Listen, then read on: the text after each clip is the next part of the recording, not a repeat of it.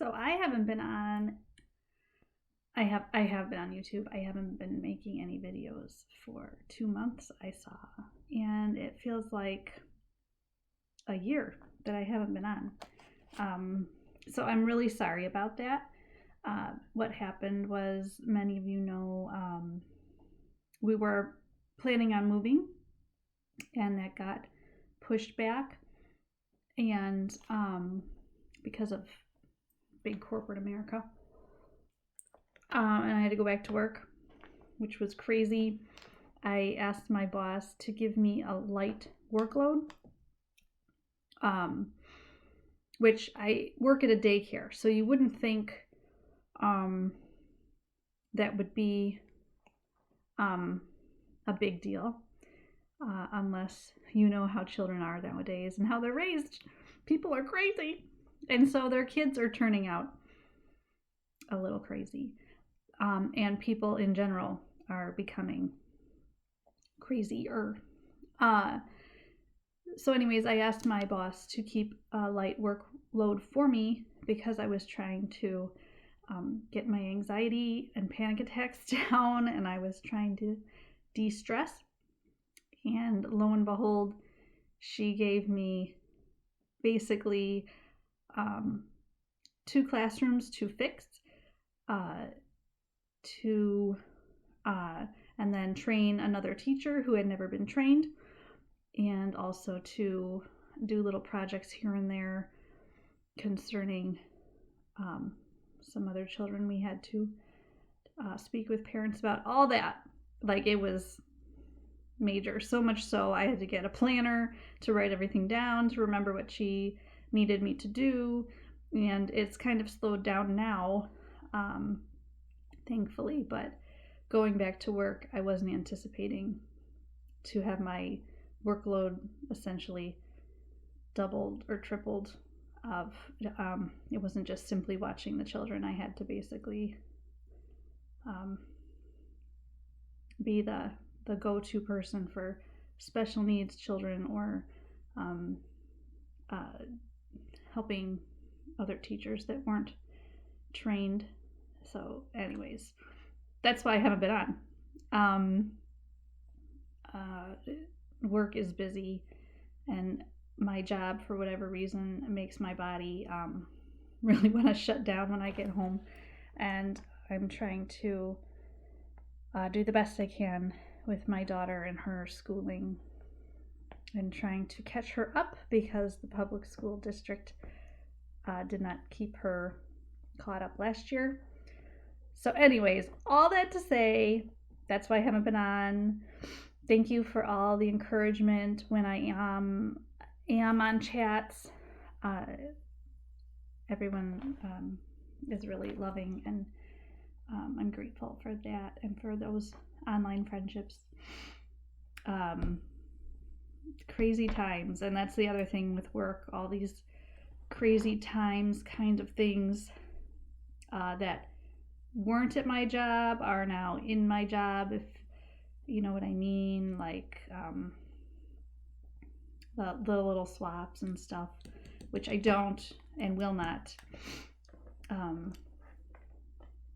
use the nose, the nose one.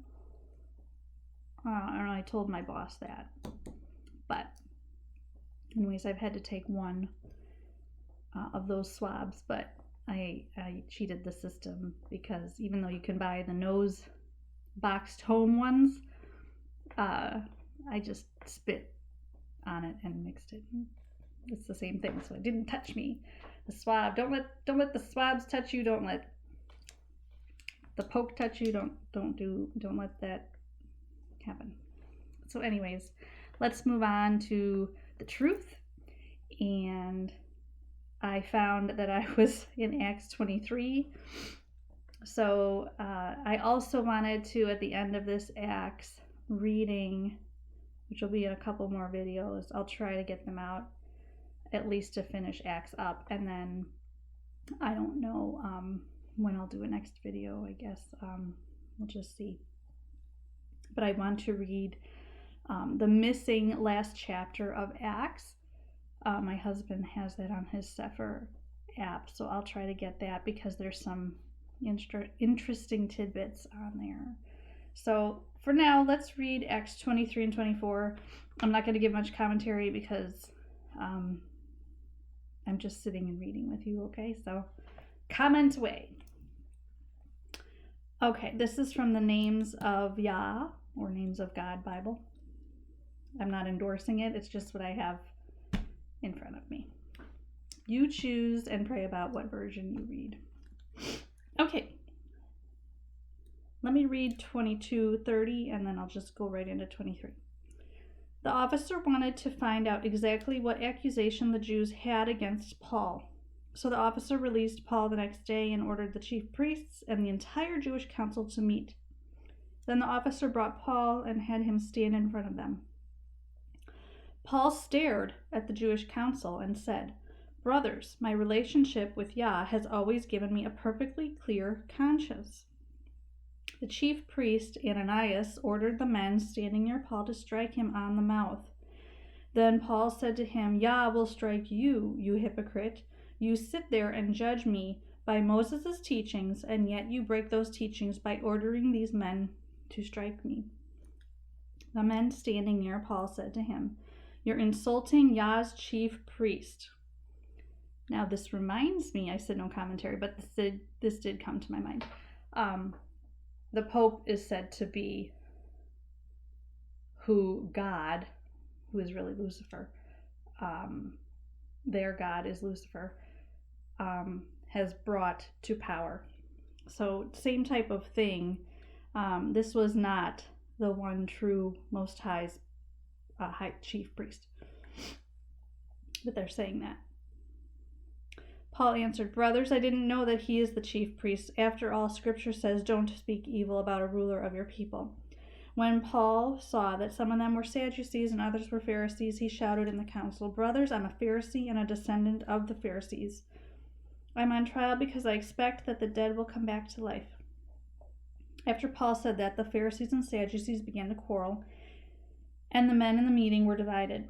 The Sadducees say that the dead won't come back to life and that angels and spirits don't exist. The Pharisees believe in all these things. The shouting became very loud. Some of the experts in Moses' teachings were Pharisees who argued their position forcefully.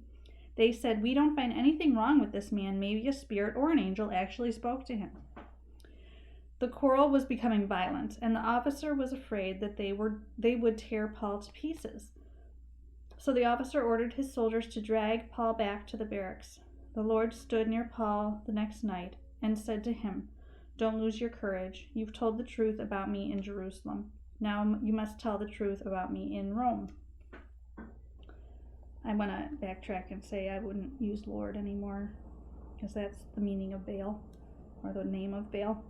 So I'd probably say Yahusha stood near Paul. Okay. In the morning, I'm in verse 12 of chapter 23. In the morning, the Jews formed a conspiracy. They asked Yah to curse them if they ate or drank anything before they had to kill Paul. More than 40 men took part in this plot. They went to the chief priests and leaders of the people and said, "We've asked God to curse us if we taste any food before we've killed Paul. Here's our plan. You and the council must go to the Roman officer on the pretext that you need more information from Paul. You have to make it look as though you want to get more accurate information from him. We'll be ready to kill him before he gets to you." But Paul's nephew heard about the ambush. He entered the barracks and told Paul. Then Paul called one of the sergeants and told him, "Take this young man to the officer. He has something to tell him." The sergeant took the young man to the officer and said, "The prisoner Paul called me. He asked me to bring this young man to you because he has something to tell you." The young man answered, "The Jews have planned to ask you to bring Paul to the Jewish council tomorrow. They're going to make it look as though they want more accurate information about him. Don't let them persuade you to do this. More than 40 of them are planning to ambush him. They have asked Yah to curse them if they eat or drink anything before they have murdered him. They are ready now and are expecting you to promise that you will bring Paul." The officer dismissed the young man and ordered him not to tell this information to anyone else. Then the officer summoned 2 of his sergeants and told them, I want 200 infantrymen, 70 soldiers on horseback, and 200 soldiers with spears. Have them ready to go to Caesarea at 9 o'clock tonight. Provide an animal for Paul to ride and take him safely to Governor Felix. The officer wrote a letter to the governor with the following message. That's quite an entourage for Paul to escape. Let me just say, 200 infantry, no matter, I don't know what kind of weapons they had in those days, 70 soldiers, horseback, 200 with spears. So those infantrymen had some other kind of weaponry. 470 soldiers. Okay, here's the message. Claudius Lysias sends greetings to your excellency, Governor Felix. The Jews have seized this man and were going to murder him. When I found out that he was a Roman citizen, I went with my soldiers to rescue him. I wanted to know what they had against him. So I took him to their Jewish council and found their accusations had to do with disputes about their own laws. He wasn't accused of anything for which he deserved to die or to be put into prison. Since I was informed that there was a plot against this man, I immediately sent him to you. I have ordered his accusers to state their case against him in front of you. So the infantrymen did as they had been ordered. They took Paul to the city of Antipatris during the night. They returned to their barracks the next day and let the soldiers on horseback travel with Paul. When the soldiers arrived in the city of Caesarea with Paul, they delivered the letter to the governor and handed him over to him. After the governor had read the letter, he asked Paul which province he was from, and he found that Paul was from the province of Cilicia. He said, I'll hear your case when your accusers arrive. Then the governor gave orders to Paul under guard in Herod's palace, or to keep Paul under guard in Herod's palace. So notice Paul, a lot like Yahusha, was in trouble with the religious leaders, but not so much the leaders of the pagan society around them. So to me, he kind of he used some status of the mainstream, if you want to call it that, the pagans. But he also stood up for the truth of what was in the law.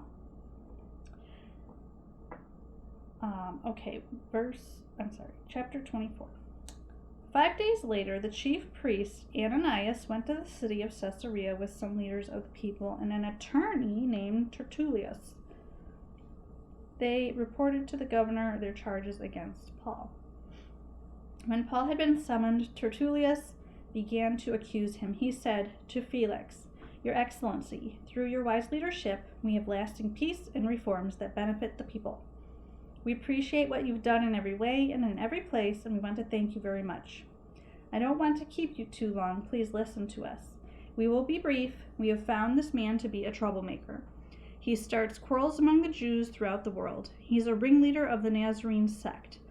So that's followers of the way, Nazarene. He also entered the temple courtyard in the way that violates our tradition, so we arrested him. When you cross-examine him, you'll be able to find out from him that our accusations are true. The Jews supported Tertullus and his accusations and asserted that everything Tertullus said was true. The governor motioned for Paul to speak, and Paul responded, I know that you have been a judge over this nation for many years, so I'm pleased to present my case to you. You can verify for yourself that I went to Jerusalem to worship no more than 12 days ago. No one found me having a discussion with anyone in the temple courtyard or stirring up a crowd in the synagogues throughout the city. These people cannot even prove their accusations to you, but I'll admit to you that I'm a follower of the way, which they call a sect. This means that I serve our ancestors Yah and believe everything written in Moses' teachings and the prophets, Torah. I hope for the same thing my accusers do, that people with Yah's approval and those without it will come back to life. With this belief, I always do my best to have a clear conscience in the sight of Yah and people. After many years, I have come back to my people and brought gifts for the poor and offerings for Yah. My accusers found me in the temple courtyard doing these things after I had gone through the purification ceremony. No crowd or noisy mob was present, but some Jews from the province of Asia were there. They should be here in front of you to accuse me if they have anything against me. Otherwise, these men who were accusing me should tell what I was charged with when I stood in front of their council. They could accuse me of only one thing. As I stood among them, I shouted, I'm being tried in front of you because I believe that the dead will come back to life. Felix knew the way rather well, so he adjourned the trial. He told them, when the officer Lysias arrives, I'll decide your case. Felix ordered the sergeant to guard Paul, but to let him have some freedom and let his friends take care of his needs. Some days later, Felix arrived with his wife Drusilla, who was Jewish. He sent for Paul and listened to him talk about the faith in Yahusha. As Paul discussed the subjects of Yah's approval, self-control, and the coming judgment, Felix became afraid and said, That's enough for now. You can go. When I find time, I'll send for you again. At the same time, Felix was hoping that Paul would give him some money. For that reason, Felix would send for Paul rather often to have friendly conversations with him. 2 years passed, then Porcius Festus took Felix's place. Since Felix wanted to do the Jews a favor, he left Paul in prison. Okay, I'm going to stop there. And like I said, comment away about your insights on these chapters.